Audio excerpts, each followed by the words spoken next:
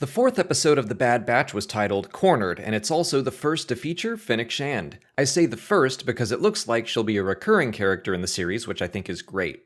Short on fuel and food, the Batch needs to find a place to resupply before they can simply hide out.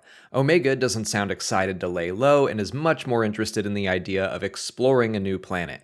Everywhere they go, even a desolate moon like last week, is a new adventure to her, and having grown up on Kamino, she absolutely doesn't understand the galactic stakes in play at this point in time. We see as much when the group lands on Pantora only to find a crowd cheering on a parade of now Imperial clone troopers. It's funny, the first thought I had was, that makes sense, after all you can be a Pantoran Imperial pilot in squadrons. But the bounty hunter Fennec Shand isn't too far behind them after being tipped off by the port administrator where they parked their ship. I liked Tech and Wrecker's struggle to bribe the man into not checking their ship in. This is the first time the Batch has had to truly operate outside of official channels on a major planet, so they're kind of bad at it, and naive to the fact that if someone is willing to be bribed to help you, they'll also be willing to sell you out for the right price, and that's exactly how we're introduced to Fennec, who has been hired to find Omega. I liked her portrayal in this show a lot. I remember when they first revealed some art for her, the models seemed kind of off, but fully animated within the context of the show and her surroundings, I didn't notice at all. I loved having Ming-Na Wen back to voice her as well, that's just a no-brainer. All around, I thought she fit into the world perfectly. She is able to pick up Omega pretty easily because the young clone runs off after a toy. I think these episodes are building off of each other very well. Hunter and the rest of the Batch were warned by Sue that children are going to find trouble. It's just a fact of life, and it's not Omega's fault. She clearly didn't understand the dangers and the threats as they went into Pantora. How could she? And Hunter and Echo were too busy haggling over Echo's price to notice. And sidebar on that, while it's mostly played for laughs, I hope we get more focus on Echo, his role within the team, and his own identity. He didn't appreciate being mistaken for a droid. He didn't appreciate being sold, even if he knew it was temporary. I think there's a lot we could explore there. He might still feel like an outsider to the Batch as a reg, and he might also be struggling with who he is, considering being saved from Skako Minor was still a fairly recent development for him. I think he just needs some more focus in the series at some point, because the second he got even a little spotlight, I was very into it. But Fennec appears as a friend to the lost Omega, offering to help her find her friends. And again, Omega doesn't realize the danger at first. Everyone she's met so far has been friendly to her, so why would she think Fennec is any different? But I like that on her own, she realizes that something is off, she starts to ask questions, and the second shots are fired at Hunter, she springs into action and helps. She's not a fool, she's just inexperienced.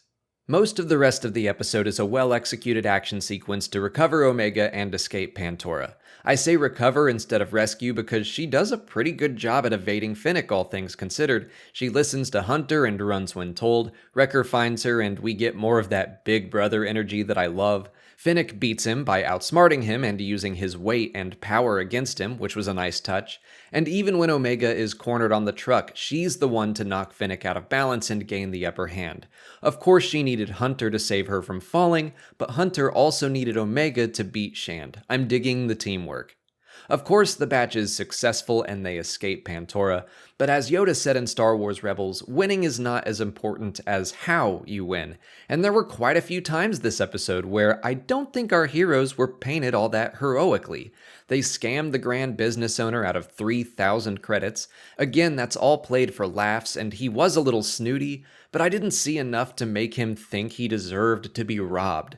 Compare that to Fennec, who also takes advantage of a kind merchant and robs her of some food. Later we see Hunter steal a speeder bike from a random citizen, and then we see Fennec assault and speederjack another man and throw him out of the vehicle, probably killing him. So the Batch is contrasted by this bounty hunter who is clearly worse than they are, but still, they're robbing people to get what they want.